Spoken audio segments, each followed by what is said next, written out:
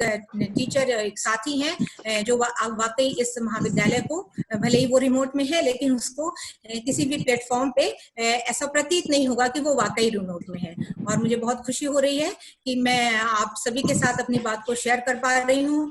चूंकि यहाँ पे बहुत अच्छे अच्छे वक्ता हैं और आप सब लोग उनको सुनना चाहते हैं, तो मैं अब अपनी बात को यहीं पे समाप्त करती हूँ। और ढेर सारी शुभकामनाएं हैं आप सभी के लिए कि यह जो वेबिनार है, अंतर्राष्ट्रीय वेबिनार है, वह वाकई आप सबके लिए बहुत अधिक लाभान्वित होंगे आप इन सबसे। धन्यवाद। धन्यवाद भरोसे जी, अब आगे आप कंटिन्यू कीजिए। धन्यवाद मैम, आपने तो भूमिका इस कार्यक्रम की बनाई दी है और मैं आपका भी विशेष आभारी हूँ मैम, जो आपने, जब मैंने आपके सामने ये बात कही तो आपने कहा कि जितना भी संसाधन जो भी होगा आप अपने स्तर से प्रयास कीजिए, और आप ही के मार्गदर्शन के फलस्वरूप ये कार्यक्रम संभव हो पाया मैम। और क्योंकि आप एक साइंस फैकल्टी से हैं और टेक्नोलॉजी के हिस्से भी जुड़ी हुई हैं, तो आपसे भी मुझे बड़ा सहयोग इस कार्यक्रम को करने के लिए मिला। और तेजस पुनिया भी यहाँ पे जुड़े हुए हैं, जो टेक्निकल सपोर्ट हमें मिल रहा है वो तेजस पुनिया जी के माध्यम से मिल रहा है, मैं उनका भी धन्यवाद कहना चाहूँगा। और विशेष आभार मैं करदम सर का करना चाहूँगा कि उन्होंने मेरे एक छोटे से आग्रह पे अपना ये समय देना सुनिश्चित किया। एक्चुअली अभी समय ऐसा चल रहा है मित्रों कि सभी हर कोई ना कोई किसी न किसी रूप में कहीं ना कहीं व्यस्त है, और उसके पास इतना समय नहीं है कि वो 1 घंटा या 3 घंटे तक कहीं पर रुक सके। तो इसलिए हमने ये डिवाइड किया था कि हमें 10-10, 15-15 मिनट भी अगर मुख्य वक्ताओं को सुनने को मिल जाए तो ये हमारा सौभाग्य है। अब चूंकि जिन मित्रों को ये दिक्कत हुई है कि वो इसमें नहीं जुड़ पाए हैं किसी कारणवश, मैं क्षमा प्रार्थी हूँ। और मैं प्राचार्य महोदय से अपना अनुरोध करूंगा कि आने वाला जो ये वेबिनार होने वाला है 30 में, इसके लिए हम जूम से अपनी और इसकी कैपेसिटी बढ़ाने के लिए कुछ प्रयास करें, तो उसमें मुझे आपका सहयोग चाहिए होगा, क्योंकि ये दिक्कत वहां ना आए, क्योंकि ये एक तरह से बड़ा व्यवधान उत्पन्न हो गया आज, जो समय से कार्यक्रम शुरू हो सकता था और वो थोड़ा विलंब से हुआ है। तो मैं अपनी बातों को ज्यादा विस्तार ना देते हुए बस इतना कहूंगा कि ये आज जिस महामारी से हम सब पूरा विश्व जूझ रहा है, एक बहुत बड़ी भूमिका पत्रकारिता को निभानी चाहिए थी, निभा भी रही है, लेकिन उसकी कमियां क्या है, उसमें उसने खूबियां कहाँ पे उसने अपनी विशेषताएं दिखाई हैं, तो ये इस पर भी हम अभी बात करेंगे। अशोक जी बड़े सीनियर एक तरह से जर्नलिस्ट हैं और काफी लंबे समय से ये काम कर रहे हैं, और दलित दस्तक जो पत्रिका निकलती है अंतर्राष्ट्रीय स्तर की, ये उसके संपादक महोदय हैं, और मैं इनका भी स्वागत और अभिनंदन करता हूँ। साथ ही आप हमारे यहाँ जुड़े हैं, हमारे महाविद्यालय से विवेकानंद जी भी हैं यहाँ पर, संस्कृत के प्राध्यापक हैं और ये भी शायद सुन रहे होंगे, तो मैं इनका भी आभार ज्ञापन करता हूँ। और यहाँ पे सुमा मैम है, जो भी हमारे एक छोटे से मेरे विशेष निवेदन पे इन्होंने अपना समय देना, और इन्होंने बहुत अच्छी प्रेजेंटेशन हम लोगों के लिए तैयार की हुई। और बाकी सुनीति मैडम के लिए तो मैं कितना कहूँ, मेरे पास शब्द कम है। प्रिंसिपल मैम, मैं ये इतना कहना चाहूंगा कि ये मॉरिशस में है मैम, और ये हिंदी की सेवा कर रही है और निःशुल्क हिंदी बच्चों को पढ़ाती हैं, जो सरकारी स्तर से जो कार्यक्रम चलते हैं, तो ये बहुत बड़ी बात है। और आज इनका ये पहला अनुभव है कि इस तरह से ऑनलाइन ये जुड़ी हैं, और आपको ये आश्चर्य होगा जान के कि जब मैं इनसे जुड़ा, सबसे पहले जुड़ गई। हाँ, और जब मैं इनसे जुड़ा तो इन्होंने, जब मैंने इनसे कहा कि दीदी, मैं इनको दीदी बोलता हूँ, कि आप ईयरफोन अपना लगा दीजिए, तो ये कहने की ईयरफोन ढूंढना पड़ेगा, मैंने कभी यूज नहीं किया। तो देखिए आप, अभी भी वो भारत से बाहर है, लेकिन भारत की जड़ों को किस तरह से संजोए हुए हैं। तो इनकी भी हम कविताएं सुनेंगे, और इनके मॉरिशस में किस तरह से पत्रकारिता में काम हो रहा है और किस तरह से वहाँ का मीडिया अपनी भूमिका निभा रहा है, इस पर भी हम बात करेंगे। तो सबसे पहले उसके बाद मैं करदम सर से विनती करता हूं कि वो अपने आशीर्वचन स्वरूप 2 शब्द कहें, क्योंकि हमें सर पता है आपका समय बड़ा कीमती है, और आशीर्वचन स्वरूप 2 शब्द कह के और इस विषय की प्रासंगिकता पर सर अपने विचार रखिए। और फिर क्योंकि अशोक सर जी को जाना है, उनको भी हम जल्दी ही सुनेंगे। तो करदम सर, आपका बहुत बहुत धन्यवाद, तो आप आशीर्वचन स्वरूप अपनी बात रखिए सर। धन्यवाद राम भरोसे जी, प्रधानाचार्य मैडम और सभी जो सहभागी हमारे हैं, सभी मित्र और जो सभी जुड़े हुए हैं, सबको मेरा नमस्ते। ये बहुत प्रासंगिक विषय आपने चुना, क्योंकि पत्रकारिता की भूमिका न केवल कोरोना के काल में बल्कि हमेशा से बहुत महत्वपूर्ण रही है। और जैसा हम सब लोग जानते हैं कि हम पत्रकारिता को एक लोकतंत्र के चौथे स्तंभ के रूप में मानते हैं, देखते हैं। और मीडिया की भूमिका हम इस रूप में देखते हैं कि उससे वह चौथा स्तंभ इसलिए है कि भी लोकतंत्र का सही मायने देखा जाए तो वो एक पहरेदार के रूप में होता है, कि लोकतंत्र का एक पहरेदार होता है मीडिया या पत्रकार, और इसलिए वह अपनी भूमिका में जब होता है लोकतंत्र की पक्षधरता में होता है तो वो जनता की पक्षधरता में होता है। कभी भी मीडिया सत्ता के साथ खड़ा नहीं होता, वो जनता के साथ खड़ा होता है। और यदि राजनीतिक सत्ता में, तंत्र में यदि विपक्ष नहीं होता तो मीडिया विपक्ष की भूमिका अदा करता है, यानी कि एक तरह से वो सत्ता को निरंकुश होने से रोकता है, उस पर नियंत्रण रखता है। दूसरा ये करता है कि जो सत्ता की जो सही नीतियां हैं उनको जनता तक पहुंचाता है, जनता की तकलीफें सरकार तक पहुंचाता है। दोनों के बीच एक कड़ी का, एक ब्रिज का काम करता है। तो मीडिया की भूमिका इसलिए महत्वपूर्ण है कि यदि वो अपनी सही भूमिका निभाता है तो समाज और राष्ट्र के विकास में वो महत्वपूर्ण उसका योगदान होता है। और यदि वो कहीं से भी थोड़ा सा विचलित होता है या सही भूमिका नहीं निभा पाता है तो वो समाज और राष्ट्र की भूमिका के साथ में वो अपना वो न्याय नहीं कर पाता। तो इसमें देखना हमें ये होता है कि मीडिया को स्वतंत्रता बहुत जरूरी है, उसका तो स्वतंत्र रहे। स्वतंत्रता दो तरह की होती है मीडिया की। एक तो ये होती है कि वो सरकारी नियंत्रण से मुक्त रहे, यानी सरकार का किसी तरह का कोई हस्तक्षेप मीडिया के कामकाज में ना रहे। दूसरा ये होता है कि आजकल मीडिया ना होकर के वो मीडिया घराने होता है, कि कोई एक मालिक है, कोई पूंजीपति है, तो वो उसका एक टीवी चैनल नहीं होता, वो कई सारे टीवी चैनल्स होते हैं। तो वो जो मालिक है वो उसके नियंत्रण से पत्रकार मुक्त रहे, यानी कि वो अपने विवेक के अनुसार लोकतांत्रिक मूल्यों के साथ खड़ा होकर के वो अपनी रिपोर्टिंग कर सके, उसका विश्लेषण कर सके और वो सरकार और समाज के बीच में उस कड़ी के रूप में काम कर सके। लेकिन देखना ये होता है कि कई बार के पत्रकार जिससे हम अपेक्षा करते हैं वो कई बार अपना चाह करके भी वो उस तरह की अपनी भूमिका नहीं निभा पाता। तो सवाल ये होता है कि क्या एक पत्रकार को उतनी स्वतंत्रता सच में है कि वह अपने विवेक के अनुसार जनता की पक्षधरता में खड़ा होकर के वो अपनी बात कह सके, या उन बातों को वो जो चाहता है, जो सोचता है, जो देखता है, जो विश्लेषण कर रहा है कि उसको उसी रूप में वो प्रस्तुत कर सके अपने माध्यम से। इसका उत्तर सीधा सीधा हाँ या ना में बहुत मुश्किल होता है, लेकिन इसका जो अधिकांश झुकाव होगा जवाब का वो ना की तरफ होगा। प्राय पत्रकार को उतनी स्वतंत्रता नहीं होती। हमने देखा भी है बहुत सारे पत्रकार जो टीवी चैनल्स पे थे, बहुत अच्छा अपने तरीके से काम कर रहे थे, तो कुछों को छोड़ना पड़ा और कुछों को हटाया गया। दो ही तरीके होते हैं कि जो पत्रकार घुटन महसूस करता है, तो उसे लगता है कि मैं अपने ढंग से मैं सही तरह से काम नहीं कर पा रहा हूँ, तो मीडिया हाउस के साथ, उसकी मालिक के साथ नहीं बन रही है, तो वहां से हट जाता है। और कई बार वो मीडिया मालिक खुद उसे हटा देते हैं क्योंकि उसके वो चाहते हैं कि उसके अनुसार वो काम करे, वो नहीं कर पाता है। होता ये है कि जो मीडिया का मालिक है वो एक पूंजीपति है। तो पूंजी हमेशा अपना मुनाफा देखती है।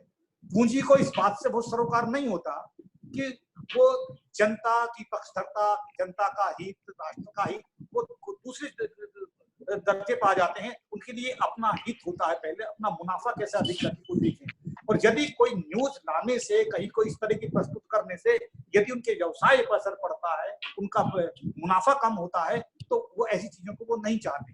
तो ये जो चीजें होती है कई बार ये, लेकिन फिर भी हम देखते हैं कि पत्रकारिता अपनी भूमिका निभाती है, और कोरोना काल में भी पत्रकारिता अपना भूमिका निभाई रही है अपने अपने तरीके से। लेकिन उसमें दो तीन चीजें हैं जो हम समझते हैं। एक तो ये कि मीडिया की केवल ये जिम्मेदारी नहीं होती है कि खबरों को, घटनाओं को जो का तो परोस देना या पहुंचा देना, बल्कि उस घटनाओं का विश्लेषण करना भी मीडिया की जिम्मेदारी है, और साथ में फॉलो अप करना भी जिम्मेदारी होता है कि वो जो चीजें आज हम घटना देख रहे हैं, जो आज हम दिखा रहे हैं, वो बाद में कल या परसों उसका क्या प्रभाव पड़ रहा है, वो भी मीडिया की जिम्मेदारी है। लेकिन यहाँ मीडिया कई बार चूक करता है, तो वो एक घटना को दिखाता है, उसका या तो विश्लेषण नहीं करता, और विश्लेषण भी करता है तो केवल आज के संदर्भ में करता है, और 10 दिन बाद उसके संदर्भ कई बार बदल जाते हैं और वो तब उसका फॉलो अप नहीं करता। 10 दिन के बाद, 1 महीने के बाद, 2 महीने के बाद, तब क्या हुआ, जब से हमारा कोरोना का जो खबरें आनी शुरू हुई, जनवरी में सबसे शुरू हुआ, तब से लेकर अब तक बहुत सारे परिवर्तन आया, उन परिवर्तनों का फिर विश्लेषण नहीं करता, और आज जो कुछ हो रहा है वो अगले 10 दिन के 15 दिन के बाद क्या होगा उसका विश्लेषण मीडिया नहीं करता। कई बार एक और चीज होती है कि जो चीजें मीडिया को ज्यादा दिखानी चाहिए, जैसे कि ऐसा समय में ना केवल ये है कि हमको कैसे शब्दावली का इस्तेमाल किया जाए, जैसे कि हमारे शब्दावली का किया गया कि हमें 2 मीटर की दूरी बना के रखनी है। उस 2 मीटर की दूरी बनाने के लिए हमारे यहाँ पूरा मीडिया तंत्र में हर जगह दिखाकर सोशल डिस्टेंसिंग शब्द का इस्तेमाल किया गया, जबकि सोशल डिस्टेंसिंग के हमारे यहाँ भारतीय समाज में एक अलग निहितार्थ हो जाते हैं।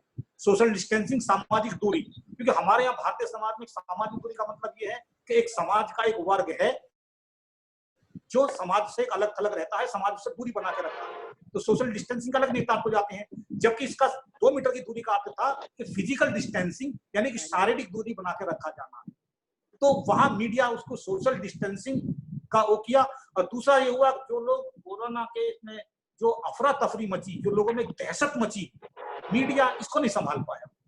मीडिया यदि चाहता अपनी जिम्मेदार भूमिका निभाता, ठीक ढंग से लोगों को समझाता, सही तरीके से बताता, तो लोगों में इतनी अफरा तफरी नहीं होती कि लोग भूखे नंगे प्यासे जैसे भी हैं, वो उन्हें बस अपने घर पहुंचने की जल्दी है, वो रास्ते में मर रहे हैं, कोई रास्ते में औरतें प्रसव कर रही हैं, कोई मरे हुए बच्चों को उठा के ले जा रहा है, कोई घायल हो रहा है, पैरों में छाले, जो भी इतनी दुर्दशा हो रही है भूख से, बेहाल से, तो अफरा तफरी मचने में मीडिया की बड़ी जिम्मेदारी, संवेदनशीलता की यहाँ जरूरत थी कि मीडिया ऐसा कुछ देता, ऐसी कुछ चीजें बताता, ऐसी तरह से विश्लेषण देता कि लोगों में अफरा तफरी दहशत कम होती।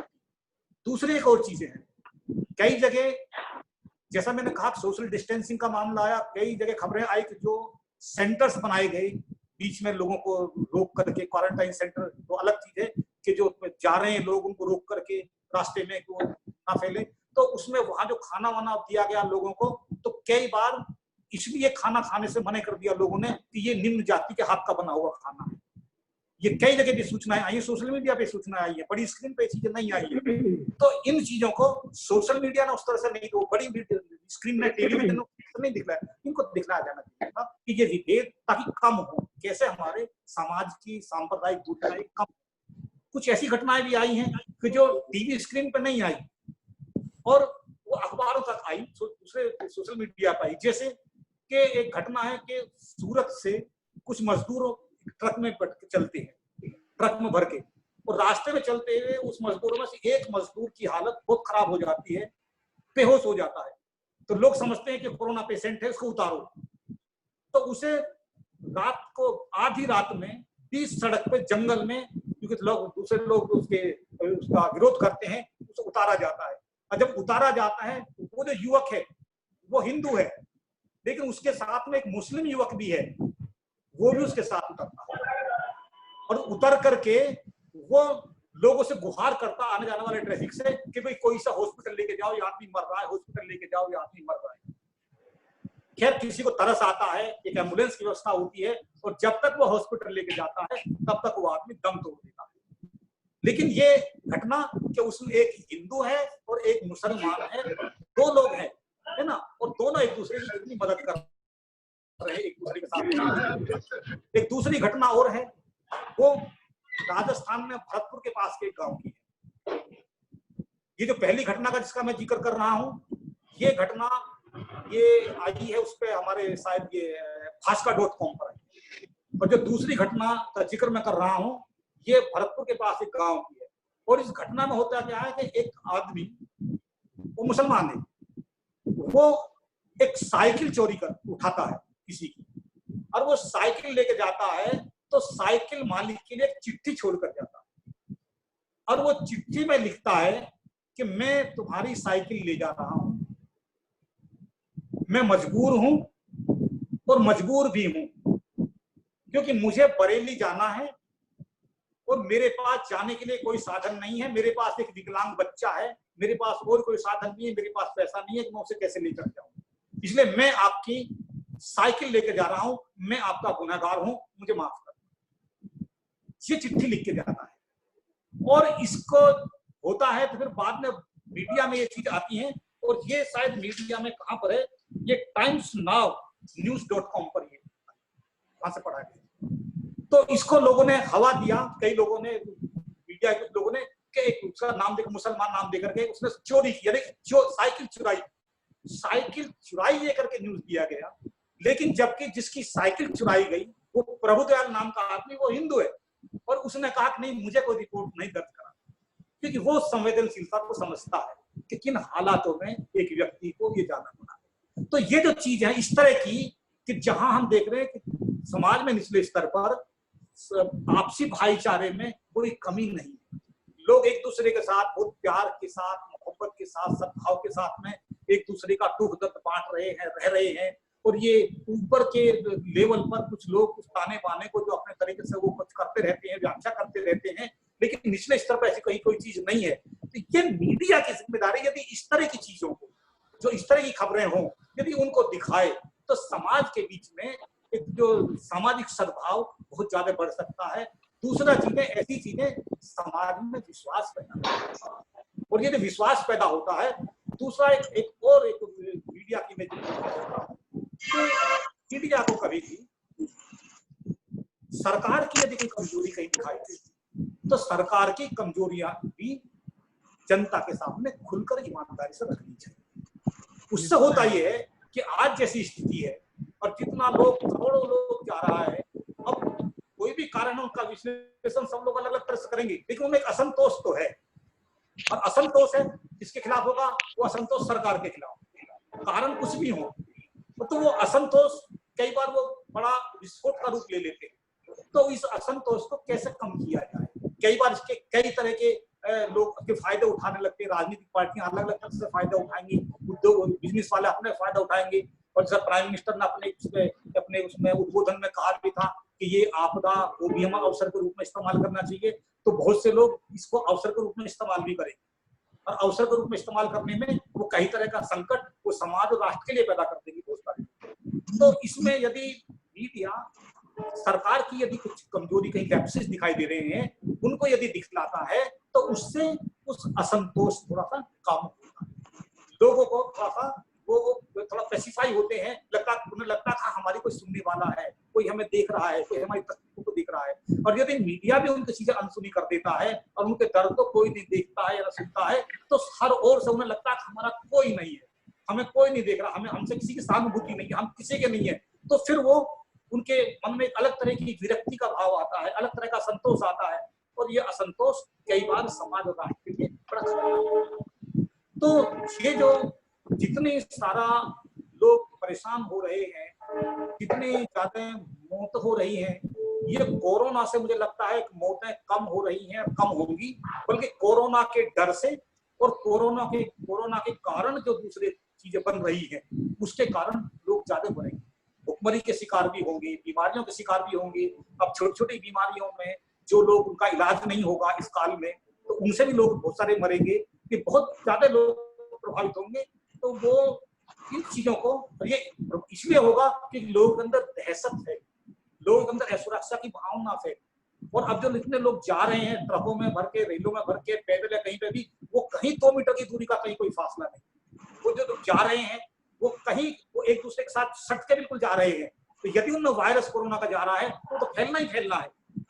तो ये मीडिया की एक बड़ी जिम्मेदारी थी। तो मैं कहना ये चाहता हूँ कि यदि ये जो जितनी ज्यादा बड़े मास लेवल पर भी मौतें होती है, मुझे ध्यान आ रहा है एक बार किसी ने कहा था कि जो भारत पाकिस्तान का जो विभाजन हुआ था आजादी के बाद, तो उसने किसी ने कहा भी, क्योंकि गांधी जी कहते थे कि ये विभाजन ना हो, और मैं यदि बंटवारा होता है तो मेरी लाश के ऊपर से होना चाहिए, और इस तरह की भावना उन्होंने की, सामाजिक सद्भाव की।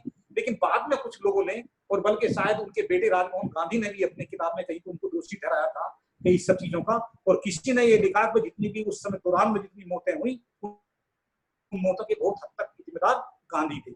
ये तो मैं संदर्भ के लिए कह रहा हूँ, लेकिन यहाँ मैं इस रूप में कह रहा हूँ कि यदि जितनी मौतें अब ज्यादा होंगी, उस मौत का जिम्मेदार कोरोना होगा, तंत्र भी होगा, कुछ हमारी अपनी लापरवाहियां भी होंगी, सभी लोगों की, नागरिकों की, लेकिन उन मौतों का जिम्मेदार मीडिया भी होगा, बहुत बड़ी भूमिका मीडिया की, कि यदि मीडिया एक संतुलन बना लेता अभी तो वो दहशत को ना फैलने देता और वो ऐसा एक चीजें पैदा कर लेता, तो कम से कम लोग उतनी मारामारी नहीं होती, दहशतगर्दी नहीं होती, तो कम से कम कुछ मौतें कम हो सकती थी, कुछ जानें बच सकती थी, और आने वाले समय में जो इतनी हानि हो सकती है वो हानि कम हो सकती है।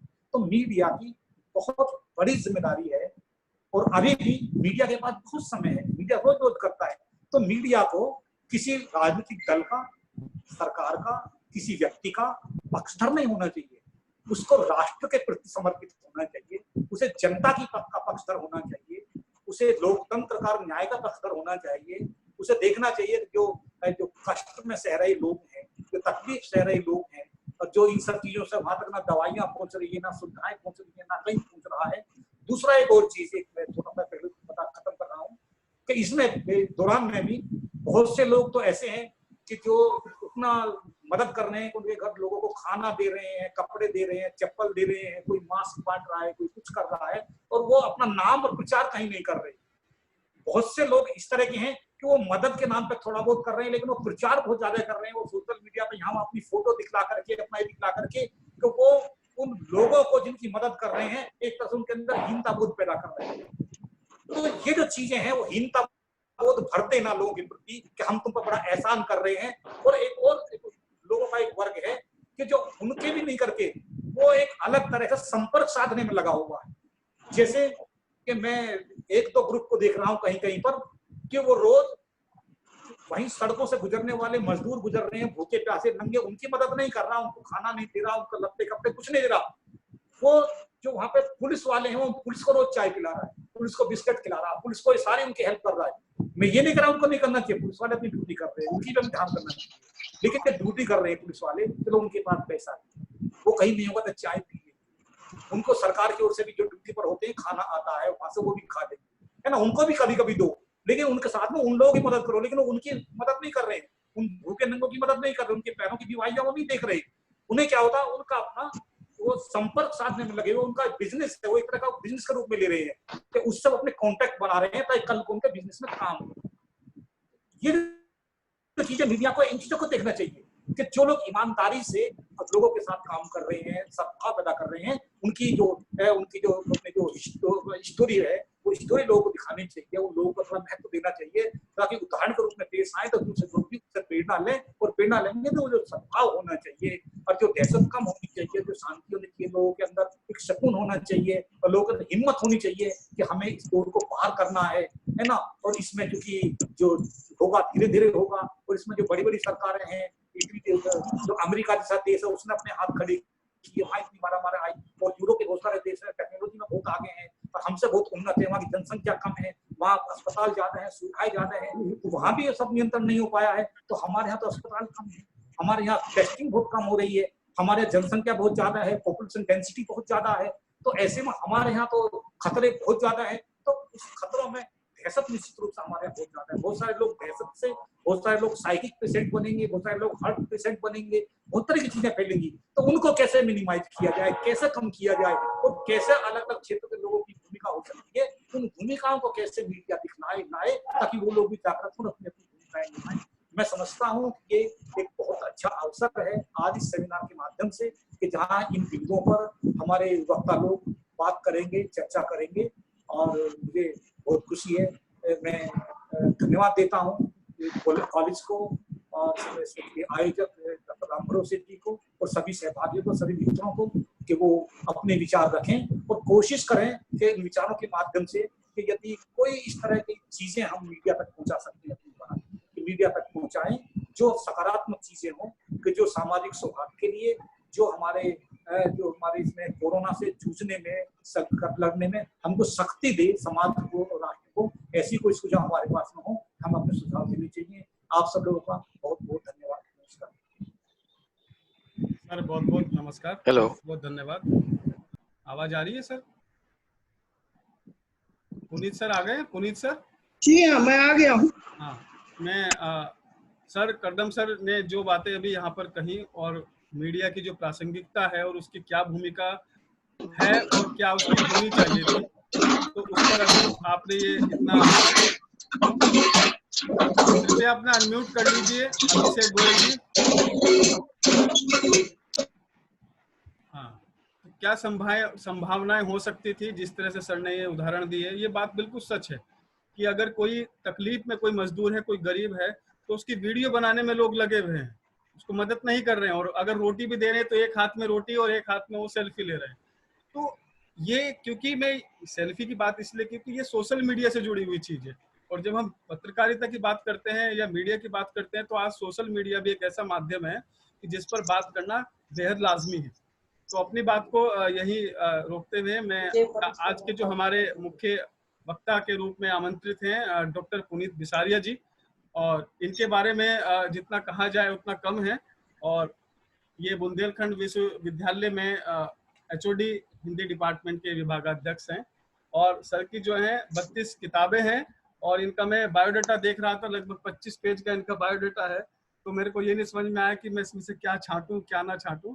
और आदरणीय पुनीत सर की मेरी जो मुलाकात केरल विश्वविद्यालय में रिफ्रेशर के दौरान हुई थी, और सर की आत्मीयता से मैं इतना प्रभावित हुआ कि जिसको कहते हैं ना कि हिमालय, और हिमालय को वो हिमालय जिसको झुकना आता है, कि इतने व्यवहारिक ये व्यक्ति हैं कि जिनसे बात करना, जिनसे सलाह लेना। जब ये वेबिनार का मेरा सबसे पहला जो मैंने साझा किया था कि मैं करना चाह रहा हूँ, पुनीत सर से किया था। तो मैं पुनीत सर का हृदय से आभार व्यक्त करता हूँ कि उन्होंने अपना कीमती समय दिया। सर, मेरा नमस्कार, आभार, अभिनंदन स्वीकार कीजिएगा, और मेरे पूरे महाविद्यालय परिवार की ओर से, मेरी प्राचार्य की तरफ से, मेरे पूरे विभाग की तरफ से मैं आपका हार्दिक अभिनंदन करता हूँ। और इसके बाद हम जो हमारे आदरणीय मित्र हैं अशोक दास जी, अगर सुन रहे हैं तो कृपया अपने को अनम्यूट कर लीजिए। अशोक दास जी, अशोक दास जी। हाँ सर, नमस्कार। अब अशोक दास जी से हम क्योंकि ये जमीनी स्तर से पत्रकारिता से जुड़े हैं, इनके वक्तव्य के बाद हम पुनीत जी के व्याख्यान को सुनेंगे, क्योंकि सर को अपने किसी पत्रकारिता के काम से भी बाहर जाना है। तो हम इनके वक्तव्य को और इस विषय की प्रासंगिकता को और वास्तव में जमीनी स्तर पर पत्रकारिता को आज कैसे देख रहे हैं, उस पर ये अपनी बात रखेंगे। तो मैं हार्दिक स्वागत व अभिनंदन करता हूं कि सर आपने कीमती समय, अभी ऑफिस से आए थे, तुरंत हमारे साथ जुड़ गए हैं। तो मैं इनका आभारी हूं अशोक सर कि आपने अपना कीमती समय दिया, और अपने पूरे महाविद्यालय, अपने विभाग की ओर से, महाविद्यालय परिवार की ओर से आपका स्वागत करता हूं। तो मैं अब आमंत्रित करता हूं श्री अशोक दास जी कि वो अपनी बात कहें और हम उससे अपनी लाभान्वित हो। सबको नमस्कार, जय भीम। और कीमती समय तो सबका है, आपका भी है, जितने लोग सुन रहे हैं सबका है। इसलिए ये कहना कि किसी एक व्यक्ति का समय कीमती है ठीक नहीं होगा। ये VIP कल्चर टाइप हो जाएगा, और वो नहीं करना चाहिए। हम लोग जितने लोग भी जुड़े हुए हैं सबका समय कीमती है। और धन्यवाद एक विषय पे वेबिनार आयोजित करने के लिए। गर्दन सर को मैं सुन रहा था, हमारे वरिष्ठ हैं। ये मतलब मुझे 15 साल हो गए जर्नलिज्म में, और इन 15 सालों में पहली बार है जब हम लोग 2 महीने से घर पे हैं और हमें काम करना पड़ रहा है बिना बाहर गए।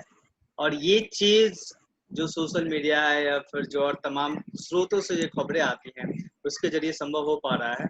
आप 5 साल पहले नहीं सोच सकते थे कि इस तरीके का लॉकडाउन हो, आप घर से बाहर ना निकले और आप कोई खबर कर सके। हालांकि हमें छूट थी, लेकिन फिर भी थोड़ा खुद भी सतर्क रहना पड़ता है। दलित दस्तक निकालने से पहले मैंने 5 साल पार्लियामेंट कवर किया, पॉलिटिक्स कवर की, अमर उजाला में रहा, तमाम जगहों पे रहा। उस दौर को मैंने देखा और अब देखा। जब हम लोग जर्नलिज्म में गए थे तब हमने भी सोचा था, 2006 से मैं कर रहा हूँ, मैं मीडिया में हूँ। और तब जब हम नए नौकरी ज्वाइन करी थी हमने अमर उजाला में, तब हमने सोचा था कि चीजें बदल जाती हैं, लिखने से बहुत क्रांति हो जाती है। लेकिन 2 साल भर में पता चल गया कि नहीं, क्रांति होती नहीं है। हम लोगों का काम है न्यूज देना, हम लोग इन्फॉर्म करें लोगों को। तो पहली चीज समझ में आ गई थी। जो हम लोग बाहर से देखते हैं कि जर्नलिस्ट जाएगा और सब कुछ बदल के रख देगा, ऐसा कुछ होता नहीं है। और इसीलिए हम लोग बार जो मीडिया, एक चीज और हमें ध्यान देना होगा, जो हम लोग कहते हैं कि लोकतंत्र का चौथा खंभा मीडिया, अब उस बात को दोहराने की जरूरत नहीं है, क्योंकि अब मीडिया नहीं रहा लोकतंत्र का चौथा खंभा। वो वक्त बीत चुका है जब हुआ करता था। लोकतंत्र का चौथा खंभा ये तब हुआ करता था जब मीडिया प्रॉफिट नहीं था, प्रॉफिट व्यवसाय नहीं था। आज मीडिया व्यवसाय हो गया है, अखबार चैनल एक प्रोडक्ट बन गया है, और जब प्रोडक्ट कोई बनता है तो प्रोडक्ट में बिजनेसमैन पैसे लगाते हैं, और जब कोई बिजनेसमैन पैसे लगाता है उसका मतलब ये होता है कि वो बिजनेसमैन को प्रॉफिट चाहिए, और जब बिजनेसमैन को प्रॉफिट चाहिए तो प्रॉफिट के लिए वो हर तरह के काम करता है। किसी पॉलिटिशियन के पक्ष में खड़ा होता है, किसी व्यक्ति के पक्ष में खड़ा होता है, किसी पूंजीपति के पक्ष में खड़ा होता है। वो उन तमाम जगहों पे उन तमाम गलत चीजों के साथ भी खड़ा होता है अपने फायदे के लिए, जहां उसे नहीं होना चाहिए था। तो अब मीडिया लोकतंत्र का चौथा खंभा जैसी जो पुरानी बातें हैं, अब शायद हमें उसको छोड़ देना चाहिए। मीडिया को हम एक प्रोडक्ट के रूप में देखें, एक व्यवसाय के रूप में देखें, तो हम तब हम बेहतर विश्लेषण कर पाएंगे मीडिया का। गुंजाइश थी पहले वक्त में, जब हम लोग आए थे, जब हमने शुरू किया था, तब इतना ज्यादा इलेक्ट्रॉनिक मीडिया का दबाव नहीं था। हम लोगों ने प्रिंट से शुरू किया था और तब गुंजाइश थी काफी, लेकिन जैसे से इलेक्ट्रॉनिक मीडिया हावी होता गया, उसके काम करने का तरीका अलग होता है, आप लोग जानते हैं, वो जब हावी होता गया और प्रिंट मीडिया पिछड़ता गया तो विचार पिछड़ते गए और वन लाइन खबरें सामने आती गई। आज से 5 साल 7 साल 10 साल पहले जब इलेक्ट्रॉनिक मीडिया इतना पॉपुलर नहीं था, तब हम सुबह अखबार पढ़ते थे, एडिटोरियल पढ़ते थे और वो खबर शाम तक हमें याद होती थी, हम डिस्कशन करते थे उस पर। आज के वक्त में इतने जगहों से सूचनाएं आ रही हैं, और अगर कोई शाम को हमको रोक के पूछे कि आज की 5 खबरें बता दो, तो शायद हम नहीं बता पाएंगे, मैक्सिमम लोग नहीं बता पाएंगे। तो अब ये दौर इतना बदल चुका है। आज के वक्त में जर्नलिज्म को जब मैं देखता हूँ तो जर्नलिज्म बहुत ही बदल चुका है। कई लोगों को अपनी नौकरियां इसलिए गंवानी पड़ी मीडिया में, अच्छे पत्रकारों को, क्योंकि वो अपने विचार बहुत सटीक तरीके से रखते थे, बेबाकी से रखते थे। पूर्ण प्रसन्न वाजपेयी का मैं नाम लूंगा, उनका उदाहरण है। सिर्फ रामदेव वाला इशू होने की वजह से उनको तुरंत नौकरी छोड़नी पड़ी। तो ये जो दबाव है कि एक विज्ञापन देने वाला आदमी एक बहुत बड़े पत्रकार का करियर खा सकता है, मैं इस वर्ड को इस्तेमाल कर रहा हूँ क्योंकि शायद यही हुआ, एक आदमी का करियर तबाह कर सकता है एक विज्ञापन दाता। तो आप समझ जाइए कि मीडिया कहाँ खड़ा है, क्योंकि मीडिया जो है वो बुद्धिजीवियों का एक माना जाता है कि जगह है जहाँ विचारों की बात होती है, जहाँ देश की बात होती है, देश से जुड़े हुए मुद्दों की बात होती है, गरीबों की बात होती है, जो पीछे छूट गए लोग हैं उनकी बात होती है। लेकिन आज का जो मीडिया है वो पीछे छूट गए लोगों की बातें कितनी करता है। आज आप सोचो, आप आज टीवी देखते हो, टीवी चैनल देखते हैं आप लोग, उसमें जो तमाम रिपोर्ट्स होते हैं वो सिर्फ पॉलिटिकल रिपोर्ट्स होते हैं, क्राइम की रिपोर्ट होते हैं। पॉलिटिकल रिपोर्ट में क्या होता है, आपको सिर्फ दिल्ली की खबर दिखाई देगी या फिर राजधानी की खबर दिखाई देगी, पटना की, लखनऊ की, भोपाल की। क्या भोपाल ही देश है? क्या पटना देश है, लखनऊ देश है, दिल्ली देश है? जो ग्राउंड रिपोर्ट हुआ करती थी, जो रिपोर्टर जाते थे ग्राउंड रिपोर्ट करके लाते थे, जो दिक्कतें होती थी लोगों की हमारे सामने लेके आते थे, वो ग्राउंड रिपोर्ट है कहाँ? अभी क्या होता है कि एक आदमी सुबह के स्टेटमेंट दे देता है, दिन भर रात तक उसी स्टेटमेंट पे और लोगों के कमेंट क्या है, पूरा मीडिया इसी पे लगा रहता है, और रात को 9 बजे उसी पे डिस्कशन होता है और सारे लोग खा पी के सो जाते हैं। तो जो मीडिया इस तरीके से काम करे वो आम लोगों की मीडिया है नहीं। आज की मीडिया के बारे में मेरा साफ मानना है कि आज की मीडिया पक्षपाती मीडिया है, जो पावरफुल लोगों के साथ खड़ी है, जो पूंजीपतियों के साथ खड़ी है, गरीबों से उसका कोई लेना देना नहीं है।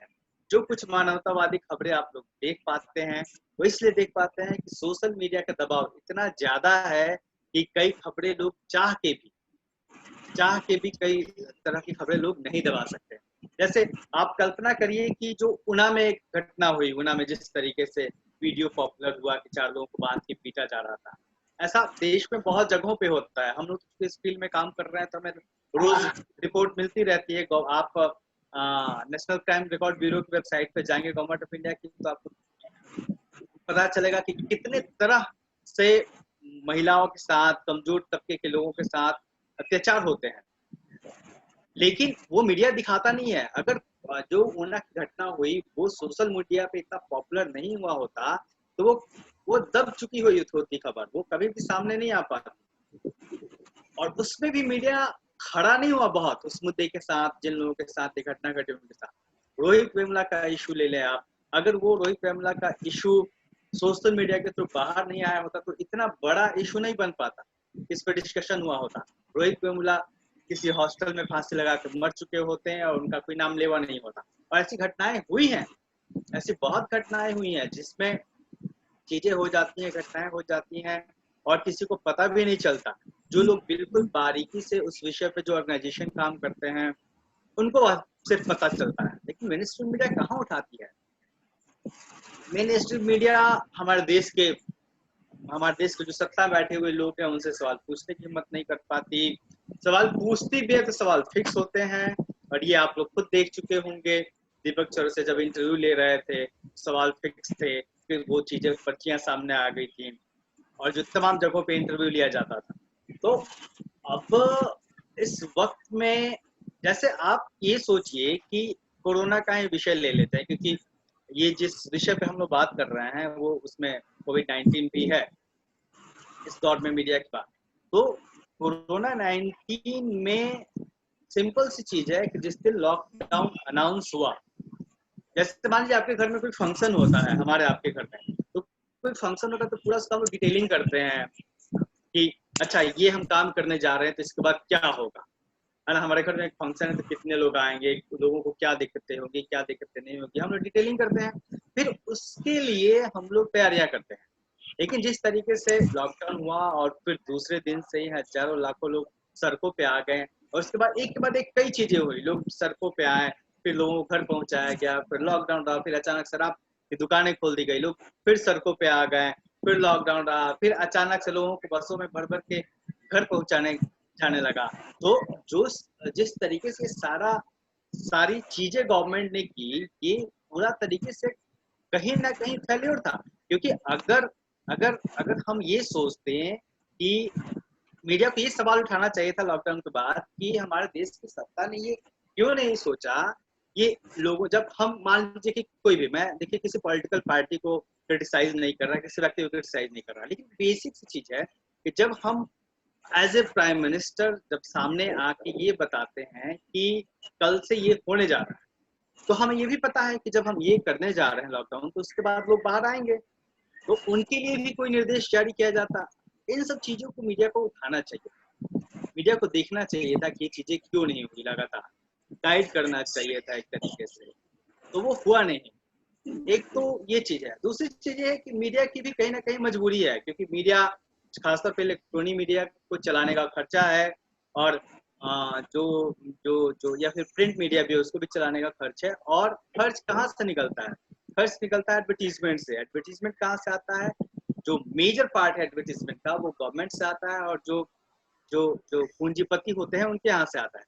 पहले ये होता था कि मीडिया अपना काम करती थी, पूंजीपति भी विज्ञापन देते थे, गवर्नमेंट भी विज्ञापन देती थी, और जो मीडिया आलोचनाएं करती थी उसका सरकार के लोग सम्मान करते थे कि ठीक है ये मीडिया का काम है, माना जाता था कि मीडिया का काम है, मीडिया अपना काम कर रहा है और हमें विज्ञापन देते रहना है। अब क्या है कि अगर किसी सरकार को ये लगता है कि मीडिया तो भाई हमारे हिसाब से बात नहीं कर रही तो विज्ञापन रोक देते हैं। विज्ञापन रोकते हैं तो भाई जो मैनेजमेंट के लोग हैं वो जाते हैं कि विज्ञापन क्यों रोक दिया गया, तो कहते हैं कि भैया ऐसे ऐसे है, आप हमारे खिलाफ खबर चलाओगे तो हम विज्ञापन नहीं देंगे। मजबूरी है, मीडिया को दिखाना पड़ता है। तो इस कहीं ना कहीं जाने अनजाने मीडिया सत्ता और पूंजीपतियों का जो एक त्रिकोण बन गया, जो जो इनका एक नेक्सस बन गया कि तीनों साथ मिलकर काम करते हुए दिखते हैं आज के वक्त में, वो बहुत ही चिंताजनक स्थिति है। और मीडिया ने लोग दिया है, हम आप हर कोई किसी न किसी पाले में खड़े किए जा चुके हैं। हम जो बेसिक मुद्दे हैं, बेसिक सवाल हैं, उनको भूलते जा रहे हैं। और एक चीज और है, सबसे बड़ी बात कि देश में आज भी मुझे 90% लोग तकरीबन होते हैं वो मीडिया कि कई कई बातों को जो अखबार कहते हैं, जो चैनलों में डिस्कशन होता है, उसको सुन के अपनी राय बनाते हैं। वो खुद नहीं सोचते कि हाँ कोई एक चीज हुई तो इसका इम्पैक्ट क्या होगा। उन्होंने अखबार में सुबह हेडिंग पढ़ ली, दिन भर उसी पर डिस्कशन करेंगे। उन्होंने जिस पॉलिटिशियन को वो फॉलो करते हैं, उस पॉलिटिशियन ने कोई स्टेटमेंट कर दिया तो उसके लिए वो मारने को तैयारी हो जाएंगे, भले ही उस आदमी ने झूठ बोल दिया, वो पॉलिटिशियन है। अपनी बुद्धि, अपना दिमाग, अपने विचार लोग लेके नहीं आते। मीडिया ने सबके दिमागों को, जो 24 घंटे की मीडिया है, उसने सबके दिमागों को अपने कब्जे में ले लिया है। लोग उसी तरीके से काम कर रहे हैं और अभी मीडिया बिल्कुल ही व्यापार बन चुका है। थोड़े बहुत जो सोशल मीडिया प्लेटफॉर्म हैं और जो असली पत्रकार आज के हैं वो आप लोग हैं, तमाम लोग हैं जो विचार अपने सोशल मीडिया पे लिखते हैं। और आप जो वेबसाइट चलाते हैं जो लोग, या फिर जो लोग यूट्यूब चलाते हैं, वो लोग कहीं ना कहीं क्रॉस चेक का काम कर रहे हैं, मीडिया का काम कर रहे हैं। तो मुझे बस इतना ही कहना था। बाकी आप सबको धन्यवाद, आप लोगों ने मुझे सुना। सबको थैंक यू, नमस्कार, जय। बहुत बहुत धन्यवाद सर। और आपने जो इसमें बातें उठाई हैं, वो जाहिर सी बात है कि आज के समय में वो प्रश्न चिन्ह हमारे सामने है, मतलब पत्रकारिता के सामने है वो प्रश्न। और इस प्रश्न के हल में हम कैसे निकालेंगे इसका हल? पत्रकारिता जो आज का, आपने बिल्कुल शुरुआत में ये बात कही कि वो चौथा स्तंभ वास्तव में अब नहीं रहा है। तो ऐसी स्थिति क्यों आई, कैसे आई, और इस बात से, इस तथ्य से कितने लोग इसको सच भी मानते हैं और कितने लोग इस पर अभी विरोध के पक्ष में हैं कि भाई ऐसा नहीं है, अभी भी पत्रकारिता अपना काम कर रही है। तो इस तथ्य पर, इस विषय पर अब जो एक व्याख्यान आप अगला सुनेंगे, निष्पक्ष रूप से जो पुनीत विचार्य सर हैं वो इस पर अपनी बात रखने जा रहे हैं और आप उनको सुनिएगा। आपके बहुत सारे जो सवाल सबके मन में कौंध रहे हैं वो चैट बॉक्स में भी आ रहे हैं। अशोक सर से भी बहुत सारे सवाल किए गए, अगर वो अंतिम समय तक रहे तो मैं उनसे वो सवाल पूछूंगा।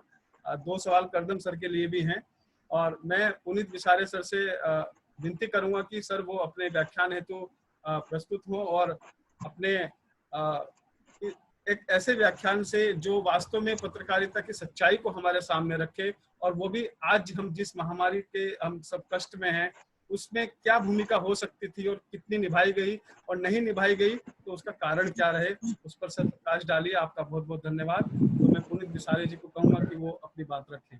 Sir, Puneet sir. हाँ, बहुत बहुत धन्यवाद डॉक्टर राम भरोसे जी। सर आपका भी धन्यवाद। सबसे पहले तो मैं आपको बधाई देना चाहूंगा कि आपने एक बहुत ही महत्वपूर्ण विषय पर एक अंतर्राष्ट्रीय स्तर की वेब संगोष्ठी का आयोजन किया।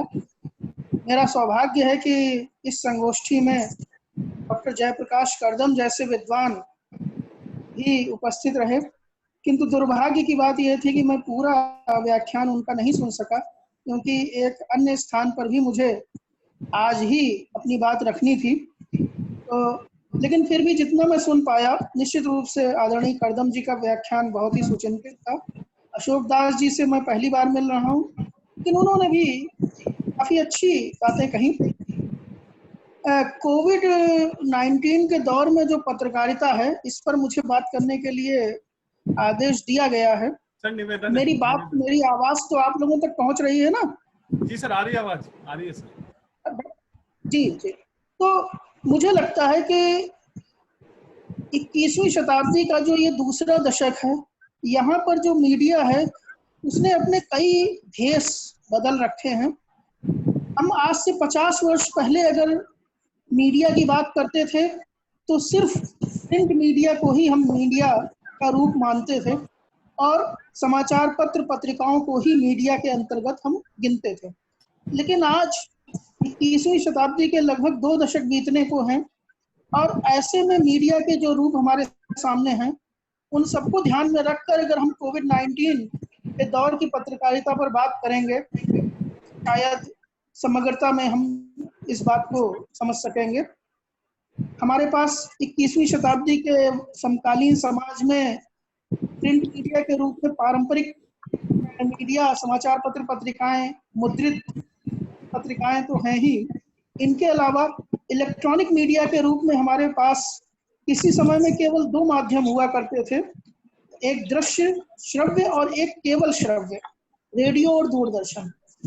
लेकिन आज हमारे पास और भी इलेक्ट्रॉनिक मीडिया के माध्यम उपस्थित हैं, जिनमें सोशल मीडिया के प्लेटफॉर्म हैं, इंटरनेट है, ई पत्र पत्रिकाएं हैं, बहुत सारे समाचार पत्रों के ई संस्करण हैं, कुछ ऐसे समाचार पत्र हैं जो सिर्फ ई अंक के रूप में ही प्रकाशित होते हैं, तो वगैरह वगैरह बहुत सारी चीजें हैं। सोशल मीडिया के अपने मंच हैं, जिनमें हर कोई पत्रकार है। मैं भी कुछ लिखता हूं तो एक पत्रकार के रूप में ही अपनी बात दूसरों तक पहुंचाता हूं। आप लिखते हैं तो आपकी बात भी पत्रकार के रूप में दुनिया तक पहुंचती है। तो इस कोविड-19 के दौर में पत्रकारिता का जो स्वरूप है वो बहुत विस्तीर्ण है, और इसमें सिर्फ हम पत्रकारिता के एक पक्ष को ले लें और कहें कि पत्रकारिता ने अपनी भूमिका नहीं अच्छी तरह से निभाई या बहुत अच्छी तरह से निभाई, दोनों पक्ष ही मुझे लगता है कि पूरी तरह से सही नहीं हो सकते, क्योंकि हमें सबको अलग अलग लेकर सबका अलग अलग मूल्यांकन करना पड़ेगा, तब हम शायद समझ सकेंगे कि हमारी मीडिया ने कोविड-19 के इस संकट के दौर में अपनी भूमिका का निर्वहन किस तरह से किया है। जहाँ तक प्रिंट मीडिया का प्रश्न है, तो इसमें मुझे दो तरह की पत्रकारिता क्योंकि अभी मैं किसी और काम में व्यस्त हूँ, और इसको हम भाषाई आधार पर वर्गीकृत करें तो बेहतर होगा। मैं आपको कॉल कर दूंगा। जैसे एक पत्रकारिता है अंग्रेजी समाचार पत्रों की पत्रकारिता, जिसको मुझे कहने में कोई संकोच नहीं है कि वो यथार्थ से पूरी तरह से कटी हुई पत्रकारिता है। अंग्रेजी के समाचार पत्र पश्चिम की ओर देख कर ही आंखें खोलते हैं और पश्चिम की जूठन को ही लाकर हमारे यहाँ परोस देते हैं, और ऐसे समाचार पत्रों के अगर हिंदी संस्करण भी निकल रहे हैं तो वो अंग्रेजी संस्करण के अनुवाद के रूप में ही हमारे सामने आते हैं, और उनसे मौलिकता की कोई अपेक्षा करना शायद आकाश कुसुम खोजने के समान है। तो इसलिए मुझे ऐसा लगता है कि अंग्रेजी समाचार पत्रों की भूमिका बहुत ही सकारात्मक रही हो, ऐसी कोई स्थिति इस कोविड संकट के दौर में भी मुझे देखने को नहीं मिलती। जहाँ तक भारतीय भाषाओं की पत्रकारिता का सवाल है, भी कई तरह के वर्गीकरण हमें देखने को मिलते हैं। भारतीय भाषाओं की पत्रकारिता में अगर हम देखें तो 3 तरह के समाचार पत्र, अभी मैं सिर्फ प्रिंट मीडिया की बात कर रहा हूँ, कि 3 तरह के समाचार पत्र हमें देखने को मिलते हैं। एक प्रकार का समाचार पत्र वो है जो बहुत ही छोटे स्तर पर शहर भर में या किसी कस्बे में वहाँ के निवासियों की आवश्यकता की पूर्ति के लिए स्थानीय स्तर पर प्रकाशित होता है। दूसरे स्तर का जो समाचार पत्र हैं वो थोड़े से इससे बड़े स्तर पर, कह लीजिए जिला या राज्य स्तर तक छपते हैं, और तीसरे राष्ट्रीय स्तर के समाचार पत्र। इन तीनों की अपनी अपनी अलग तरह की मजबूरी है, अलग अलग तरह की सोच है, अलग तरह की उनकी उपयोगिता और आवश्यकता है। क्योंकि जो स्थानीय स्तर पर छपने वाले समाचार पत्र हैं वो अनियतकालीन होते हैं, वो नियमित नहीं छपते, और जब उनको विज्ञापन मिल जाते हैं तो वो छप जाते हैं। ठीक है। तो ऐसे दौर में उन्हें कोविड-19 विज्ञापन मिलने की तो कोई बहुत अधिक गुंजाइश नहीं। ऐसे में उनकी जो भूमिका है वो मुझे लगता है कि बहुत अधिक कोई उत्साहवर्धक नहीं रही, और वो सिर्फ खाना पूर्ति का सामान बनकर रह गए। उनके माध्यम से तो बहुत अधिक प्रकाश में आए हो, ऐसी स्थिति कोविड-19 के संकट के दौर में रही है। जहाँ तक क्षेत्रीय स्तर के समाचार पत्रिकाओं की बात है तो उनकी स्थिति इनसे बेहतर रही, और उन्होंने इस संकट में भी लोगों को उचित तरीके से मार्गदर्शन देने का काम किया। इस संकट में किस तरह से हम अपने को सुरक्षित रख सकते हैं, सरकार द्वारा किस तरह के दिशा निर्देश दिए गए, या स्वास्थ्य मंत्रालय द्वारा क्या करें क्या ना करें के संदेश दिए गए, इन सबके प्रसारित करने में इनकी अपनी भूमिका रही है। लेकिन जैसा कि अशोक दास जी ने भी कहा, बिल्कुल सही बात है कि स्थानीय स्तर की पत्रकारिता भी इनमें कम रही है। और मैं बल्कि ये मानता हूं कि पूरी भारतीय भाषाओं के समाचार पत्रों की 2 सबसे बड़ी समस्याएं हैं। एक तो है कि वो स्थानीयता को बहुत अनदेखी करते हुए आगे बढ़ते हैं, दूसरा, अंतरराष्ट्रीयता की भी वो उतनी ही अनदेखी करते हैं। यानी विदेशों में क्या हो रहा है, विदेशी समाचार क्या है जो देश की दृष्टि से महत्वपूर्ण हो सकते हैं, उनकी चर्चा करने में इनकी कोई अधिक रुचि नहीं रहती। तो इससे क्या होता है, कई बार कुछ ऐसे खतरे होते हैं जो विदेश की घटनाओं का सीधा जिनका प्रभाव हमारे देश पर पड़ता है। जैसे उदाहरण के लिए अभी हाल ही में हमने नेपाल को देखा कि किस तरह से वो भारत को आंखें दिखा रहा है। इस कोरोना के संकट में चीन के सुर में सुर बजा रहा है, और उत्तराखंड में ये जो कार्यक्रम हो रहा है, उत्तराखंड की सीमाओं में भी उसने तंबू गाड़ लिए हैं चीन ने, और नेपाल भी भारत को लगातार कुछ इलाकों पर अपना हक बताते हुए आंखें दिखा रहा है। तो अगर हमारी पत्रकारिता ने नेपाल और चीन के इस विषैले षड्यंत्र को समय पर पर्दाफाश कर दिया होता तो शायद स्थितियां बेहतर हो सकती थी। लेकिन हमारे पत्रकारिता की रुचि सनसनीखेज खबरों में अधिक है। आज तैमूर ने पैजामा बदला, आज तैमूर ने यहाँ से वहां तक दौड़ लगाई, ये खबर अगर महत्वपूर्ण हो जाए, या आज शिल्पा शेट्टी ने बैगन का भरता बनाया, ये खबर महत्वपूर्ण हो जाए, तो फिर ऐसे पत्रकारों से देश हित की क्या उम्मीद करेंगे, इसकी कल्पना ही की जा सकती है। तो क्षेत्रीय स्तर के और राष्ट्रीय स्तर के पत्रकारों से मुझे सदैव प्रिंट मीडिया में ये शिकायत रही है कि वे उल जलूल समाचारों को प्रमुखता देते रहे हैं, और अंतरराष्ट्रीय और स्थानीय दोनों प्रकार की समाचार पत्रों को उतना महत्व नहीं देते।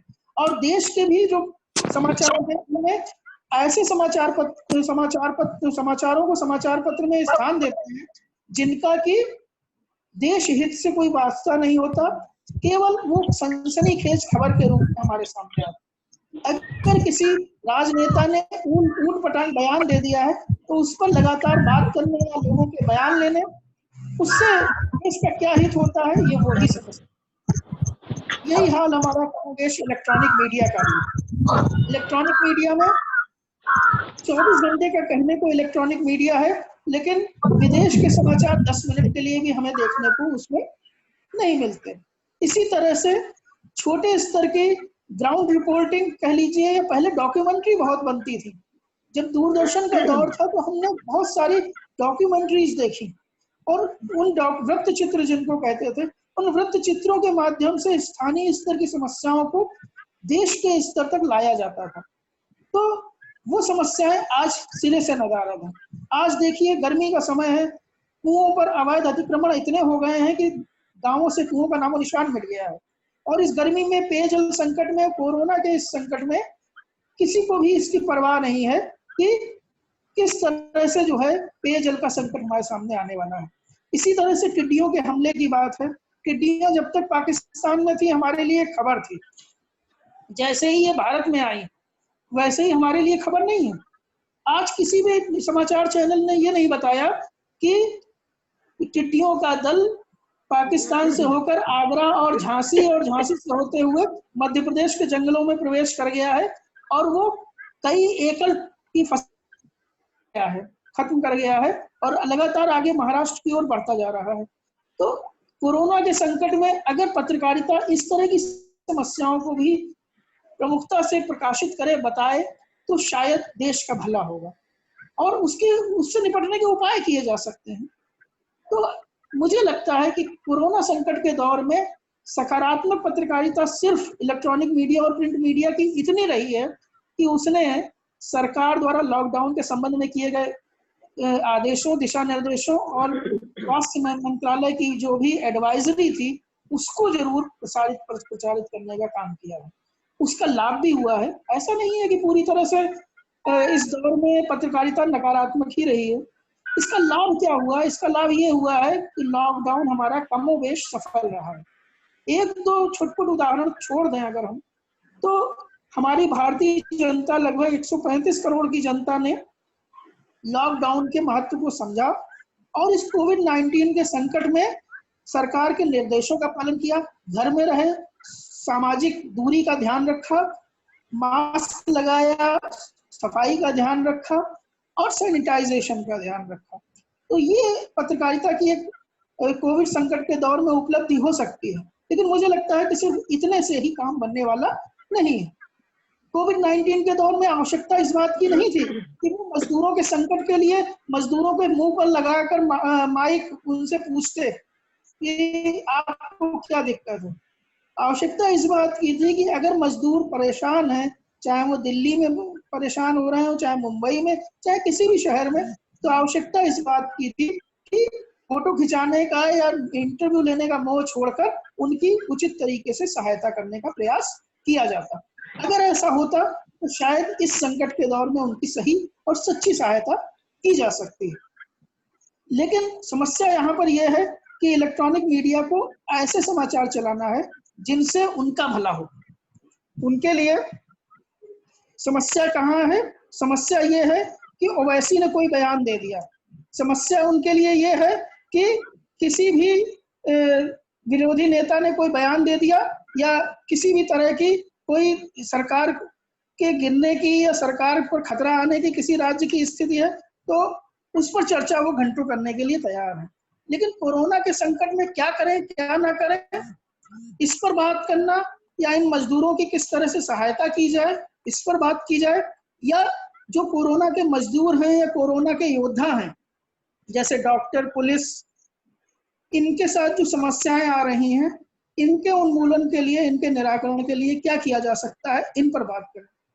अब मुझे नहीं लगता कि आज तक किसी भी प्रिंट मीडिया या इलेक्ट्रॉनिक मीडिया ने ये बताने की कोशिश की हो कि हमारे भारत में जो कोरोना का टीका बन रहा है उसकी प्रगति की क्या व्यवस्था है। किसी वैज्ञानिक का कोई इंटरव्यू आज तक आया हो, साक्षात्कार लिया गया हो कि कोरोना के संकट के लिए जो हमारे यहाँ परीक्षण चल रहे हैं उनमें हम किस अवस्था तक टीके के निर्माण की दिशा में आगे बढ़े हैं। ऐसी कोई सकारात्मक खबर क्यों नहीं आती? इस तरह की खबरों को निश्चित रूप से पत्रकारिता को अपने दायित्वों का निर्वहन करते हुए आगे बढ़ाने का काम करना चाहिए। पत्रकारों के लिए आज महत्वपूर्ण क्या है? एक दो तरह की पत्रकारिता हमें यहाँ देखने को मिल रही है। एक तरह की पत्रकारिता कैसी है? जो शुद्ध रूप से सरकार के खिलाफ है। सरकार के अच्छे कदम होंगे तो उसका भी विरोध करेगी, सरकार के खराब कदम का विरोध तो करना भी चाहिए, लेकिन अच्छे कदमों का जब वो विरोध करने लगती है तो फिर वो पूर्वाग्रह से ग्रसित हो जाती है।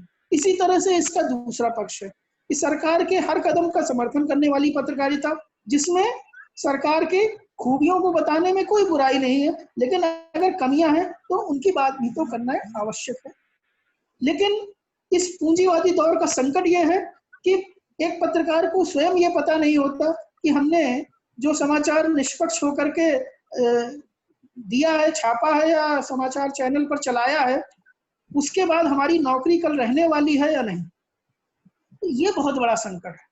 बहुत सारे पत्रकार किसी जमाने में अर्श पर थे, आज फर्श पर हैं, और कहने की आवश्यकता नहीं कि उसके कई कारण हैं। तो अब मुझे लगता है कि ऐसे दौर में खाली फोटो खिंचाने के लिए कोई राजनेता दिल्ली के सड़कों पर मजदूरों के बीच बैठकर वीडियो जारी कर दे या कुछ हजार बसें भेज दे और उनमें से बसें कम निकले, पंचर ज्यादा निकले, या ऑटो निकले, मोटरसाइकिल निकले, इस तरह से वो कोविड संकट का मजाक बनाए और उस पर घंटों मीडिया चैनल समय बर्बाद करे, तो ऐसी पत्रकारिता को मैं कोई सकारात्मक पत्रकारिता नहीं मानता। पत्रकारिता सकारात्मक वही है जिसमें सरकार के गुणों की सराहना हो, सरकार के कमियों का विरोध हो, और सबसे जरूरी बात जो मैं कहना चाहूंगा इसमें वो ये है कि अभी आदरणीय अशोक दास जी ने कहा कि 4 पहिए नहीं है, 4 स्तंभ नहीं है लोकतंत्र के। मुझे लगता है ऐसा सही नहीं है। अभी भी लोकतंत्र का चौथा स्तंभ मीडिया है, लेकिन दिक्कत क्या है? मीडिया 2 तरह से व्यवहार कर रहा है। या तो वो लोकतंत्र के पहले स्तंभ यानी विधायिका का पिछलग्गू बन करके वहीं खड़ा हो जाता है पत्रकारिता वाले खंबे के, वो विधायिका वाले खंबे के बगल में, या फिर वो न्यायपालिका पर प्रहार करते हुए खुद न्यायाधीश बन करके फैसले देने लगता है। तो जिसकी जो जगह है, अगर चारों पहिए अपनी जगह सुरक्षित रूप से, स्वस्थ रूप से खड़े नहीं रहे तो ये लोकतंत्र की इमारत ढह जाएगी। इसलिए आवश्यकता इस बात की है कि चारों पहिए एक दूसरे पर दोषारोपण छिद्रान्वेषण करने की जगह अपने अपने जिम्मेदारियों को समझें, सरकार की कमियों को सामने लाएं, सरकार की अच्छाइयों को सामने लाएं, निष्पक्ष ढंग से बात करें और खेमेबाजी से दूर रहकर व्यर्थ के नेताओं की व्यर्थ की बयानबाजियों को हाईलाइट करने की जगह कोविड-19 के संकट में सकारात्मक सोच के साथ पत्रकारिता करें, तो ही मुझे लगता है कि इस संकट के दौर में पत्रकारिता का उद्देश्य सफल हो सकता है। एक पत्रकारिता और है जिसकी चर्चा मैं करना चाहूंगा प्रिंट मीडिया और इलेक्ट्रॉनिक मीडिया के बाद, वो पत्रकारिता है हमारी इंटरनेट की पत्रकारिता कह लीजिए या सोशल मीडिया की पत्रकारिता कह लीजिए, जिसमें WhatsApp, Twitter, Instagram, Snapchat, Facebook आदि ये सब माध्यम आते हैं। इनमें पत्रकार की सबसे बड़ी खूबी यह है कि यहाँ का पत्रकार किसी विचारधारा विशेष से बंधा भले हो, लेकिन हर विचारधारा का मिलेगा आपको। इसमें निष्पक्षता भले ही आपको उतनी ना मिले, लेकिन पत्रकार मिल जाएंगे, क्योंकि उसमें अच्छी बात का समर्थन और गलत बात का विरोध दोनों समान रूप से देखने को मिलते हैं। और कई बार ऐसा भी होता है कि सोशल मीडिया पर कही गई बात का इतना अधिक असर हो जाता है कि पूरी की पूरी सरकार हिल जाती है। सरकार को अपने कार्यों में सुधार करना पड़ता है या अपने आदेश को बदलने पर बाध्य होना पड़ता है। जो दामिनी प्रकरण हुआ था, निर्भया या दामिनी का, दिसंबर 2012 का, सोशल मीडिया अगर नहीं होता तो वो प्रकरण इतना हम लोगों तक ना पहुंचता। इसी तरह आरुषि हत्याकांड की भी बात मैं कह सकता हूं। तो सोशल मीडिया ने भी बहुत अच्छी भूमिका निभाई है और सोशल मीडिया ने कई ऐसे महत्वपूर्ण बिंदुओं को, विषयों को समाज के सामने लाने का काम किया है, जिनकी वजह से सरकारों को भी जागने का अवसर मिला है, जागने को वो मजबूर हुई है और आवश्यक कदम उठाने के लिए उन्हें आगे आना पड़ा है। तो मुझे लगता है कि सोशल मीडिया के महत्व से आज कोई इनकार नहीं कर सकता। प्रधानमंत्री को भी आज मन के लिए रेडियो पर आना पड़ा और इसके माध्यम में बात रखते हैं, या कोई भी महत्वपूर्ण सरकार का जो निर्णय होता है, चाहे लॉकडाउन से संबंधित हो, चाहे वो कोई और भी निर्णय क्यों ना हो, उसके लिए सरकार के प्रतिनिधियों को इलेक्ट्रॉनिक मीडिया पर आना पड़ता है, टीवी पर आना पड़ता है, इंटरनेट पर आना पड़ता है और इसके माध्यम से अपनी बात रखनी पड़ती है। और कई बार अब ऐसा भी हो रहा है कि अनेक प्रकार की नीतियां बनाने से पहले सरकार उन नीतियों का ड्राफ्ट मीडिया को ऑनलाइन माध्यम से जारी करती है और उस पर हम लोग चर्चा करते हैं। जैसे अभी नई शिक्षा नीति की बात मैं करूं तो अभी जिसका ड्राफ्ट ऑनलाइन है और जिस पर अभी पिछले दिनों काफी चर्चा भी हुई, तो आज सरकार बहुत दूर नहीं है जनता से। अगर चाहे, आज आप चाहें, हम चाहें, ट्विटर पर किसी भी अधिकारी ने किया, पत्रकार से जुड़े व्यक्ति को टैग अपनी बात उस पर। तो कोविड-19 के संग इस तरह की भी सुविधा दी है और हमने कई ऐसे वीडियो सोशल मीडिया पर वायरल होते देखे जिसमें कोविड-19 मजदूर या फंसे छात्रों ने से गुहार लगाई और सर ने उनकी गुहार पर ध्यान दिया और उन्हें आवश्यक मदद मुहैया कराई। मैं ऐसे अनेक उदाहरण स्वयं देख चुका हूं और जानता हूं जिनमें कि कोविड-19 के संकट में फंसी हुई मजदूर, महिलाओं, वंचितों, आदिवासियों, मजदूरों, यहाँ तक कि विदेश में पढ़ रहे छात्र छात्राओं, कोटा में पढ़ रहे, कोचिंग कर रहे विद्यार्थियों, इन सबके संकट को इसी सोशल मीडिया के प्लेटफॉर्म ने सारी दुनिया तक पहुंचने का एक बहुत ही अच्छा जरिया बनाया और इसका परिणाम ये हुआ कि सरकार ने उनकी मदद की या सरकार को आगे आना पड़ा।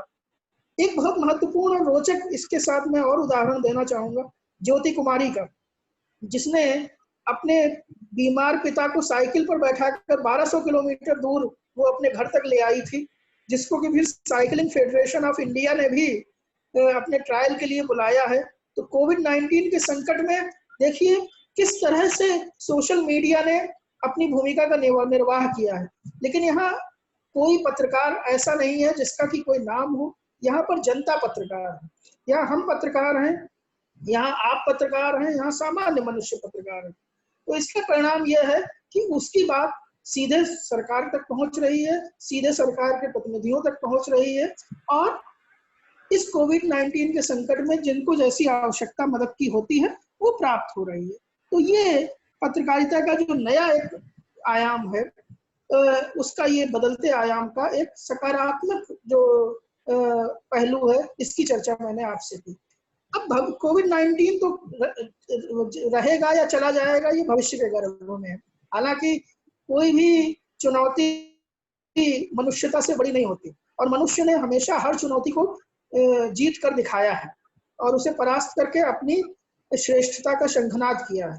तो इसी तरह कोरोना संकट पर भी हम देर सवेर विजय प्राप्त कर ही लेंगे, लेकिन भविष्य की पत्रकारिता कोरोना संकट के बाद पूरी तरह से बदलने वाली है, ऐसा मेरा मानना है। अब कोरोना के संकट के बाद एक तो समाज में बहुत ज्यादा बदलाव आने वाले हैं। किस तरह के बदलाव आने वाले हैं? एक तो हमारी सरकारों की और हमारी स्वयं की प्राथमिकताएं जो पहले उतनी नहीं हुआ करती थी, आज वो होने जा रही हैं। जैसे स्वास्थ्य पर पिछले 70 सालों में सरकारों का बहुत अधिक ध्यान नहीं हुआ करता था, अब स्वास्थ्य सरकारों की प्राथमिकता में आने वाला है, और जनता के स्वास्थ्य की फिक्र भी एक महत्वपूर्ण आयाम के रूप में अब हमारे सामने आएगी। दूसरी महत्वपूर्ण बात स्वच्छता की है, जिसके लिए प्रधानमंत्री ने 2014 में ही 2 अक्टूबर को गांधी जयंती पर कहा था, लेकिन अब उसके महत्व को हम और अधिक गहराई से महत्व के साथ समझने वाले हैं, और हम सफाई के लिए जो है ज्यादा अच्छी तरह से तत्पर होने वाले हैं। तीसरी जो महत्वपूर्ण बात है वो ये कि अब हम फिजिकल डिस्टेंसिंग जो है, शारीरिक दूरी के महत्व को भी समझेंगे, क्योंकि ये छुआछूत का संक्रामक रोग है। तो अब भविष्य में हम जो डिस्टेंसिंग है, शारीरिक दूरी है, इसको ध्यान में रखते हुए काम करेंगे तो ऑनलाइन कार्यों का महत्व बढ़ने वाला है, और कार्यों का महत्व में आगे बढ़ेगी, कह लीजिए सेवाएं बढ़ेंगी, ऑनलाइन ऑफिस खुलेंगे, ऑनलाइन पत्रकारिता, ऑनलाइन संगोष्ठियां तो देखिए शुरू हो ही गई हैं। मैं स्वयं ऑनलाइन आपके साथ हूँ, और देश के अलग अलग हिस्सों के लोग एक साथ एक स्थान पर एकत्र होकर डॉक्टर राम भरोसे जी के नेतृत्व में आज कोविड-19 के संकट में पत्रकारिता पर बात कर रहे हैं। तो इस तरह के कार्यक्रम अब बढ़ेंगे। इसी तरह से ऑनलाइन व्यवसाय बढ़ेगा। कोविड-19 ने ये बताया है कि डिस्टेंसिंग जो है व्यवहारिक रूप में संभव नहीं है, आभासी रूप में ही संभव है। तो वर्चुअल स्पेस जो है, ये हमारा जो इलेक्ट्रॉनिक मीडिया का जो ये वर्चुअल स्पेस, चाहे वो उसको क्लाउड नेटवर्किंग कह लीजिए, चाहे सोशल मीडिया कह लीजिए, चाहे इलेक्ट्रॉनिक मीडिया कह लीजिए, इसका प्रयोग ज्यादा से ज्यादा बढ़ेगा, और इसका प्रयोग बढ़ने से हम अब भविष्य की कक्षाएं सब वर्चुअल माध्यम में होते हुए देखेंगे। यही नहीं, हमारे चुनाव भी अब बदलने वाले हैं।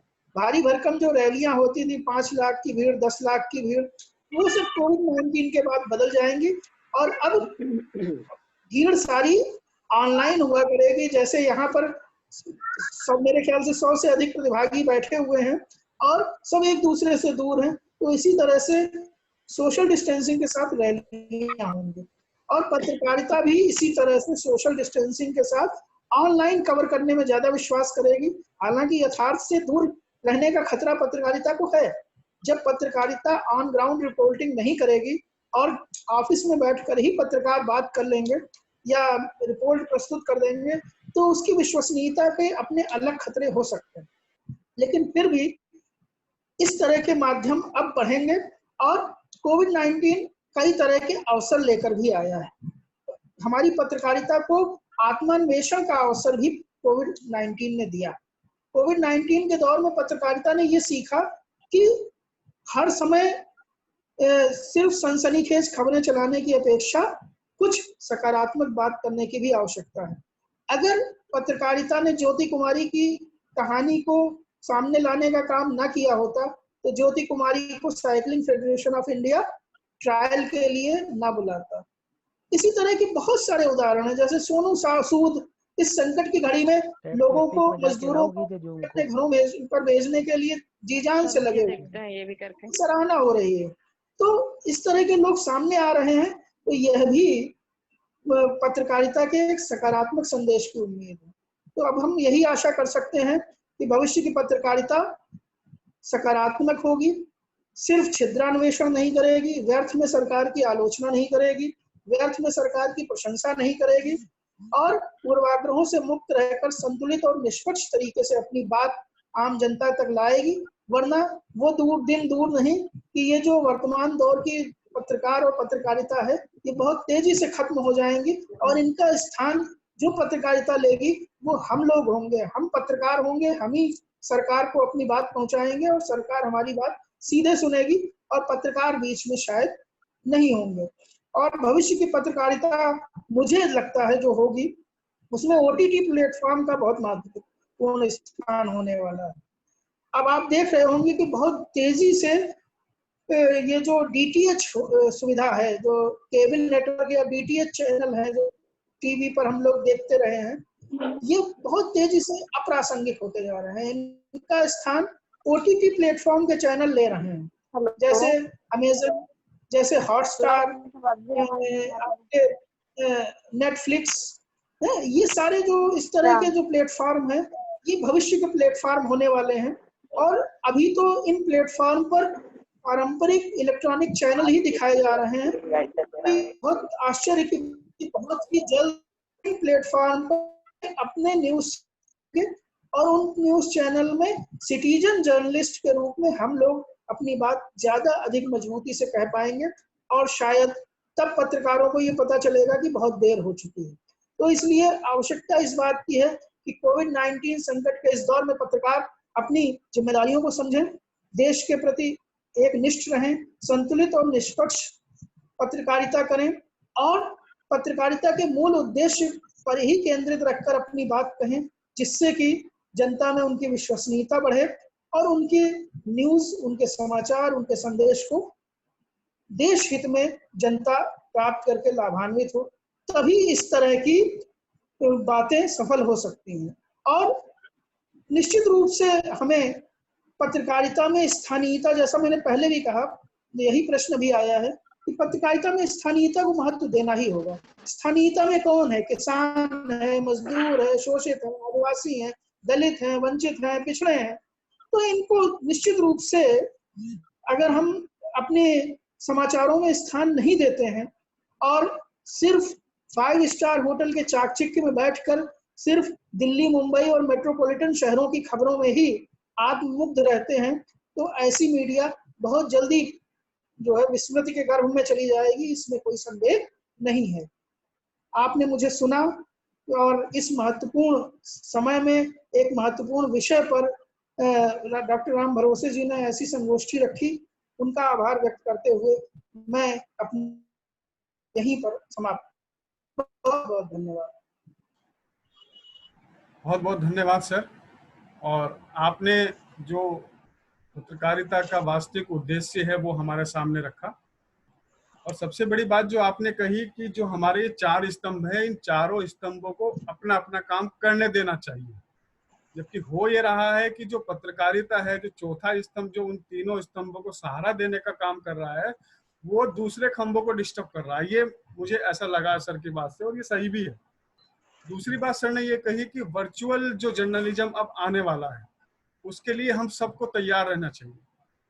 और सर के साथ और अशोक दास की दोनों की बातों को मैं एक साथ एक चीज मैं यहाँ पे कहना चाहूंगा कि जो भी सामान्य रूप से परोसा जा रहा है पत्रकारिता के माध्यम से, उस पर भरोसा ना करते हुए कम से कम हमको अपनी बुद्धि का इस्तेमाल भी करना चाहिए। भला ही हम किसी पार्टी विशेष से हो सकते हैं, किसी दल से हम जुड़े हुए हो सकते हैं, वो हमारा व्यक्तिगत है, लेकिन जब देश हित की बात होती है या कोई सामाजिक वेलफेयर या सोशल वेलफेयर की बात होती है, तो वहां पर कम से कम हमें अपनी बुद्धि लगानी चाहिए, हमें अपने विवेक का इस्तेमाल करना चाहिए, हमें अपनी मेधा का इस्तेमाल करना चाहिए। और हम जब सब शिक्षक समुदाय सब लोगों से जुड़े हुए हैं, तो हमारा ये कर्तव्य है कि हमारे संपर्क में कम से कम भी एक सामान्य शिक्षक, जितने भी हम जुड़े हुए हैं, लगभग 500 से 1000, इससे भी ज्यादा विद्यार्थी हमारे संपर्क में होता है। अगर हम इतना सा ही काम कर लें कि वो अपनी मेधा से, जो वो विद्यार्थी युवा वर्ग उस चीज को नहीं पकड़ पा रहा कि पत्रकारिता असल में करने क्या जा रही है, उनकी वास्तविकता को बताते हुए कम से कम हम उनका मार्गदर्शन तो कर सकते हैं। लेकिन क्या हम ऐसा करते हैं? यहाँ भी हमारी भूमिका है। और इसमें मैं इतना भी और भी ये कहना चाहूंगा कि एक बात सर ने ये बोली कि नौकरी का मुद्दा अभी हमारे सबकी समस्या है। ये आने वाले समय में जितने भी युवा वर्ग हैं, हम में से सभी अधिकांश लोग अपने अपने विश्वविद्यालयों महाविद्यालयों में अच्छे पदों पर, अच्छी नौकरी पर, अच्छे पैसा ले रहे हैं। लेकिन हम ये भूल गए हैं कि जो हमारा आने वाला भविष्य है, उसके पास शायद आगे नौकरियां न हो। तो क्या इस मुद्दे को पत्रकारिता ईमानदारी से उठा रहा है? इतना ही नहीं, अभी मैं एक छोटा सा उदाहरण आपको दूंगा। भारत हेवी इलेक्ट्रिक लिमिटेड, जो बीएचईएल के नाम से जाना जाता है, उसके प्रत्येक कर्मचारी की 10 से 15% की सैलरी काटी जा रही है। क्या ये कल्पना कभी आप कर सकते हैं? अगर सपोज करो हमारी सैलरी से ऐसा हिस्सा काटे जाने लगा तो हमको मिलेगा क्या? लेकिन क्या पत्रकारिता इस मुद्दे पर संवेदनशील है? वो ये तो दिखा रही है कि किस गरीब के घर में खाना पहुंचा रहा, वहीं पे कैमरामैन घुस जा रहा है उस कैमरे को लेके, लेकिन वो ये वास्तविकता नहीं दिखा रहा कि उस भोजन को जो दिया जा रहा है उसमें गुणवत्ता भी है या नहीं है।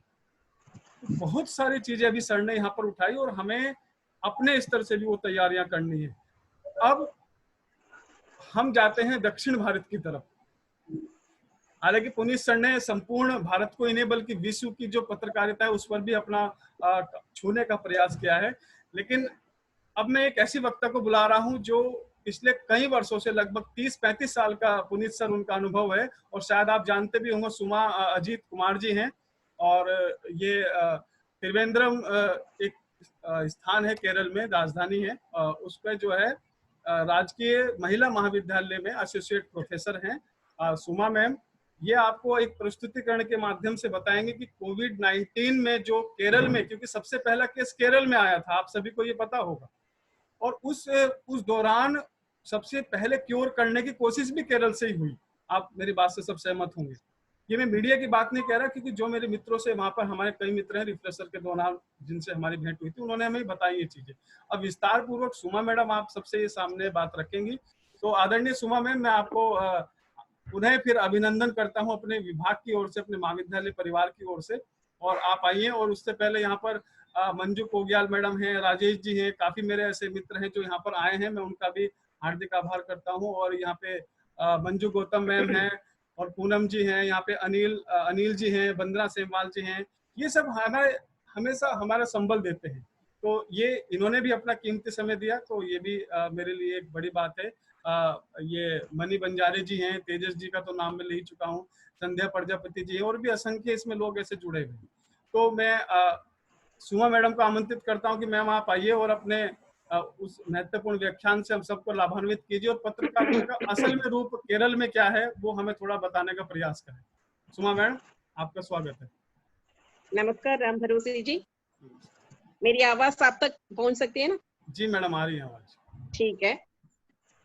सबसे पहले मैं इस संगोष्ठी के आयोजकों को खासकर आपको राम भरोसे जी, आपका मैं धन्यवाद अदा करती हूँ, क्योंकि इस जो विषय जो है मीडिया से संबंधित मुझे काफी इंटरेस्टेड है मीडिया पर, तो इसलिए मैं हर खबर के पीछे जाती भी हूँ, चाहे वो सोशल मीडिया में हो, प्रिंटेड मीडिया में हो, या इलेक्ट्रॉनिक मीडिया में हो। तो ये जो बात मैं कहने जा रही हूँ, सबसे पहले मैं एक भूमिका बनाना चाहूंगी कि देखिए, मैं जो मीडिया की बात जो मैं कह रही हूँ, खासकर कोविड-19 के दौर के आधार पर मीडिया के संबंध में हमारी काफी धारणाएं हैं, और काफी उनके खिलाफ भी हमारे काफी बातें हो रही है। लेकिन इस कोविड-19 के संदर्भ में ही मैं मीडिया की बात ले रही हूँ, क्योंकि कोविड-19 एक ऐसा नाजुक घड़ी है जहां पर मीडिया का कुछ अलग तरीके से, जैसे कि वो डेली जो खबरें जो देते आ रही है, उससे भिन्न कुछ अलग तरीके से उनको काम करना पड़ रहा था। तो उस मायने में या उस दृष्टिकोण से मैं इसे देखना चाहूंगी, क्योंकि मुझे तो दक्षिण भारत में मीडिया की भूमिका बहुत ही सराहनीय लगा था, तो इसलिए मैं पहले ही कह लेती हूँ, मेरा ये जो जितने भी पॉइंट्स जो है मैं कोविड-19 के उस नासुक घड़ी के आधार पर मैं दे रही हूँ। राम भरोसे जी, मैं अपना पीपीटी शेयर करना चाहूंगी, तो आप उसे एबल कर लीजिए। जी मैडम, जी जी एबल है मैडम यहाँ से ना? नहीं, अभी तो डिसेबल्ड है आपका। अब देखिए मैम। ठीक है, अभी हो गया है। हाँ जी जी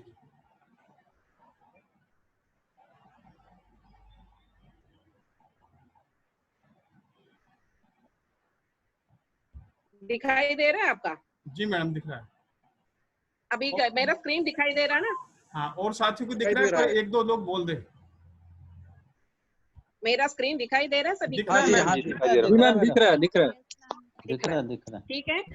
मैं कोविड-19 और पत्रकारिता संबंधी बातें जो मैं बताने वाली हूँ, सबसे पहले भूमिका में बनाती हूँ। मीडिया को अक्सर लोकतंत्र के प्रहरी के रूप में माना जाता है। कोई भी माध्यम, चाहे वो प्रिंट माध्यम हो या इलेक्ट्रॉनिक या सोशल मीडिया, वे समाज के साथ साथ चलते हैं, इसलिए वे समाज का स्पंदन बन जाते हैं। मानव मन पर नवीन आशयों और विचारों को लागू करने, उनकी जीवन शैली में एक महत्वपूर्ण स्थान स्थापित करने और उनकी सोच और व्यक्तित्व को अपडेट करने पर माध्यमों की महत्वपूर्ण भूमिका है। आज प्रिंट मीडिया के अलावा टेलीविजन, इंटरनेट, सेलफोन के भी आगमन से दुनिया एक वैश्विक गांव बन गई है। हमारे जीवन में मीडिया का प्रभाव इतना बढ़ गया है कि हमारी जीवन शैली भी मीडिया द्वारा नियंत्रित की जाती है। हमारे विचार, निर्णय, कपड़े, अवकाश, पढ़ाई, नींद, काम, समय, प्रार्थना, परिवार के साथ संबंध, पड़ोसी और दोस्तों के साथ संपर्क, आतिथ्य, सब कुछ अब मीडिया द्वारा नियंत्रित किए जाते हैं। अब हम देखेंगे कोविड महामारी के इस दौर में मीडिया की क्या भूमिका रही और क्या होनी चाहिए। वैसे हम सब जानते हैं, समाचार पत्र और चैनल्स रोज की खबरें तो आमतौर पर देते ही है, ये उनका रोज का काम भी है। पर जब आपात की कोई घड़ी आ जाती है जिसमें लोगों की जान को खतरा हो, तो माध्यमों को हालात की गंभीरता समझकर और भी कई कार्य करने हैं। अब दक्षिण भारतीय माध्यमों की भूमिका की बात मैं बताने वाली हूँ। बड़ी खुशी की बात है कि पिछले 2 महीनों से इस महामारी के खिलाफ हो रहे युद्ध में सारे माध्यम अपनी अहम भूमिका निभा रहे हैं। सरकार, स्वास्थ्य कर्मचारी, पुलिस और अन्य सन्नद्ध सेवी लोगों के साथ साथ मीडिया वाले भी कंधे से कंधा मिलाकर इस जंग में शामिल है। कोविड जैसी महामारी आज पूरे मानव समाज के सामने एक चुनौती बनकर खड़ी है। वहां उसका सामना करने में, जनता को सक्षम बनाने और उनका समाधान ढूंढने में माध्यमों का स्थान एक खुले मंच की तरह है। दिन ब दिन की खबरों और सरकारी प्रेस रिलीजों के अलावा लोगों को बीमारी से अवगत कराने वाले कार्य भी पिछले 2 महीनों से हम मीडिया की ओर से देख रहे हैं, जो अत्यंत सराहनीय है। अब हम प्रिंट मीडिया की ओर जाएंगे। कोविड-19 के प्रतिरोध में दक्षिण भारत के माध्यमों ने सराहनीय भूमिका निभाई है। स्थिति की गंभीरता को पहचान कर जनता तक पल पल की खबरें पहुंचाने में वे एकजुट होकर कार्यरत रहे। सिर्फ सरकारी प्रेस रिलीज ही नहीं, महामारी के प्रति जनता को सचेत कराने योग्य कार्य में भी मीडिया की सहायता रही। देखिए, अब मैं कुछ चित्र दिखाना चाहूंगी आपको। ये देखिए केरल में कैसे कोविड के प्रतिरोध में ये जो प्रिंट मीडिया ने क्या भूमिका निभाई। ये जो चित्र मैं दिखा रही हूँ, ये जो केरल के मुख्य समाचार पत्रों के हैं कई, और उनमें देखिए जनता कर्फ्यू से लेकर लॉकडाउन और अभी प्रवासियों का जो आगमन जो है, तो सारे के सारे खबर, कोविड संबंधी जितनी भी खबरें हैं, वो प्रतिदिन के समाचार पत्र में हर एक पेज में, तो समाचार पत्र के प्रत्येक पेज में कोविड संबंधी कोई ना कोई खबर तो आते रहते हैं। वो इसके लिए मुझे लग रहा है कि तकरीबन 50% से भी ज्यादा खंबे वे इसी के लिए कोविड-19 खबरों को देने के लिए छोड़कर रखा है। तो ये बहुत सराहनीय कार्य है। आप सब जानते हैं कि भारत में सबसे पहला कोविड केस केरल में दर्ज हुआ था, लेकिन आज इस महामारी की रोकथाम में सबसे बड़ी कामयाबी केरल को हासिल हुई है। सरकार, स्वास्थ्य विभाग और पुलिस की निगरानी के साथ साथ इसमें मीडिया के भी सहयोग है। केंद्र सरकार द्वारा तालाबंदी के आह्वान से पहले ही केरल सरकार ने राज्य में तालाबंदी की घोषणा की थी, जिससे विभिन्न माध्यमों ने जनता तक पहुंचाई। अब हम तमिलनाडु की ओर जाएंगे। तमिलनाडु के समाचार पत्र है ये। देखिए, तमिलनाडु में कोरोना के शिकार शुरुआत में बिल्कुल नहीं थे, इसीलिए पहले वहां सुरक्षा मानदंडों का पालन भी नहीं हुआ था। बाद में वहां भी बीमार लोग बढ़ने लगे, पर मीडिया में बीमारी की गंभीरता और कोरोना के मरीजों से संबंधित खबरें उतनी प्रमुखता से नहीं आई थी।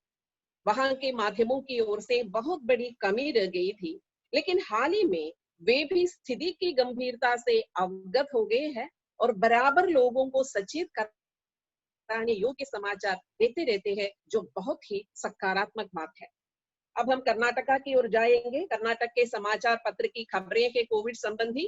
कर्नाटका में मीडिया शुरू से ही कोविड संबंधी खबरें देने में तत्पर रहे, पर लोगों के मन में भय जगाने वाली खबरें वहां के समाचार पत्र में आने लगी थी शुरुआत में, जो दुविधा का कारण बन गया था। संकट के समय हम सब जानते हैं, संकट के समय भय नहीं, सावधानी की जरूरत होती है। वहां भी अब सरकार की तरफ से कई सकारात्मक कार्य चल रहे हैं, जो मीडिया द्वारा ही जनता तक पहुंचा रही हैं।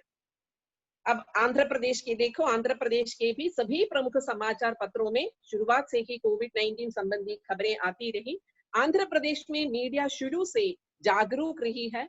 महामारी से बचने के लिए किन किन बातों पर ध्यान देनी चाहिए, इन सब बातों से जनता को अवगत कराने में मीडिया सक्षम और सफल रही। तो अब हम जाएंगे इलेक्ट्रॉनिक मीडिया की ओर। प्रिंट मीडिया से भी ज्यादा जल्दी खबरें पहुंचा सकने के कारण इलेक्ट्रॉनिक मीडिया जनता के बहुत करीब है। कोविड-19 के प्रतिरोध में जंग लड़ने के लिए सरकार के साथ साथ इलेक्ट्रॉनिक मीडिया जमकर खड़ी रही। तालाबंदी के बाद लोगों को सुनिश्चित दिशा निर्देश देने में रेडियो और टेलीविजन चैनल्स जागरूक रही, जो तारीफे काबिल है। जैसे कि हम सब जानते हैं कि ये जो एक नई जीवन शैली हम अपना रहे हैं तालाबंदी के बाद, स्वतंत्रता पूर्वक बाहर जो विचरण करने वाले लोग हम ताला बंद होकर घर में रह रहे हैं, एक अलग प्रकार की जीवन शैली है, जिससे मानसिक तनाव भी काफी बढ़ गए थे कई लोगों की। तो यहाँ ये जो इलेक्ट्रॉनिक मीडिया या टेलीविजन चैनल्स काफी महत्वपूर्ण भूमिका निभाई है लोगों की इस मानसिक तनाव को ढीला करने में। देखिए, ये एक अभियान है ब्रेक द चेन कैंपेन, जो केरल सरकार की एक पहल थी, जिसे जन जन तक पहुंचाना बहुत जरूरी था, क्योंकि ये जो कोविड-19 जब शुरुआत में केरल में दर्ज हुआ था, तो हमें पहले मालूम नहीं था कि वायरस कैसे है, वायरस का म्यूटेशन हो सकता है या नहीं, तो ये वायरस कैसे स्प्रेड, कैसे दूसरों में फैल सकता है जो बीमारी। तो ये कोविड-19 के चेन को, क्योंकि वो एक जन से दूसरे जन तक पहुंच रहे हैं, उस चेन को ब्रेक करना, तोड़ना बहुत जरूरी हो गया था। तो ये एक प्रकार के जनता में अवबोध जगाने के लिए, जनता को इस वायरस संबंधी बातों की जानकारी पहुंचाने में इलेक्ट्रॉनिक मीडिया ने, प्रिंट मीडिया से भी ज्यादा इलेक्ट्रॉनिक मीडिया ने बहुत अच्छी भूमिका निभाई। प्रत्येक टेलीविजन चैनल के जो खबरें आती रही, उनके बीच में